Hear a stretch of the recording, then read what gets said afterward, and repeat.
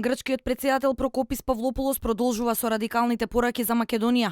Втор пат неделава, овој пат од Солун, испрати порака дека Македонија е една и Грчка и дека тој ќе направи се што е во негова надлежност да го заштити грчкиот карактер на Македонија и незиниот територијален интегритет врз основа на историјата, меѓународното и на европското право. Павлопулос за време на церемонијата на која бил прогласен за почесен граѓанин на една солунска општина, изјавил дека Грција сака да има добри и пријателски односи со Македонија, но никој нема право да баре и да краде туѓа историја. Никој нема право да присвојува работи што не им припаѓаат. Не можете да пишувате за историски настани што никогаш не се случиле со крадење на историјата на други луѓе.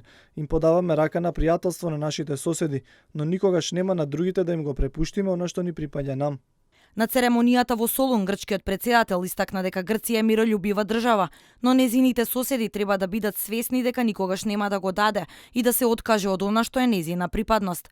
Нека бидат сигурни сите наши соседи, ние сме мирољубива земја, но им објаснуваме дека она што ни припаѓа нема никогаш да им го отстапиме. Нека го сватат тоа.